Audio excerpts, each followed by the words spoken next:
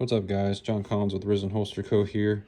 Another video on the highly debated hot topic of trigger guard gap. So I think I've talked about it in a video before, but our most popular, widely used setup we make holsters for is the SIG XMacro with the TLR7 sub from Streamlight. I think this makes up the majority of what holsters we make. It is an awesome setup, amazing gun, really amazing light.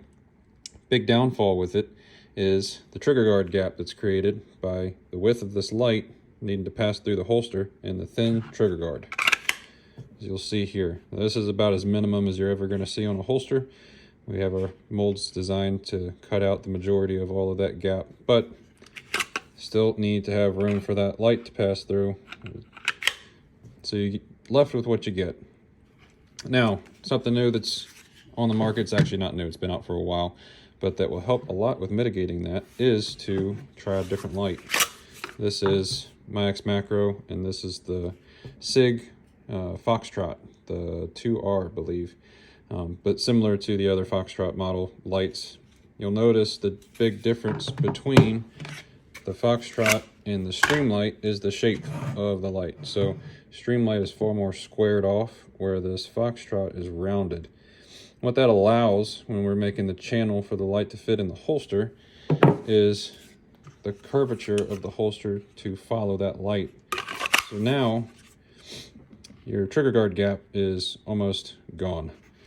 Compare that with the Streamlight again, so you can see side by side. It is a drastic difference between the two guns here. Now, obviously, the Foxtrot does not carry the same reputation with it that the Streamlight does. There's just far more popularity with the Streamlight in general as a brand for making weapon lights, but then especially with the TLR7 sub. It is a tried and true tested light, so I can see where there would be a little bit of hesitancy moving over to a different light model, especially with some of the hot water that SIG is in right now with the 320. I see a lot of people just straying away from that brand in general, which can't really say that I blame you guys. But if trigger guard gap truly is a big issue with you guys, and I'm not saying that it's not a big issue or that it shouldn't be a warranted discussion to have when you're picking out a holster, but if it matters to you a lot more, certainly worth looking into this Foxtrot, as it does cut down on that trigger guard gap quite a bit.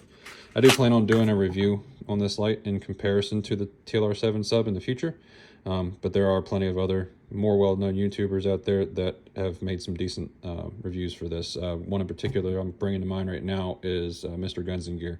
So if you want more details on the light specifically, all the specs, how it holds up, durability, all that stuff, go over and check out his channel.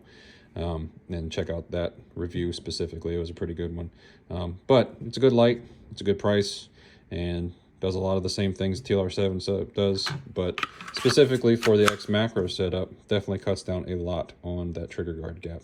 Anyway, I hope this helps. Hope that it brings some awareness to things, maybe help you guys in making decisions on what lights you want on your guns. And I will see you next time. Bye.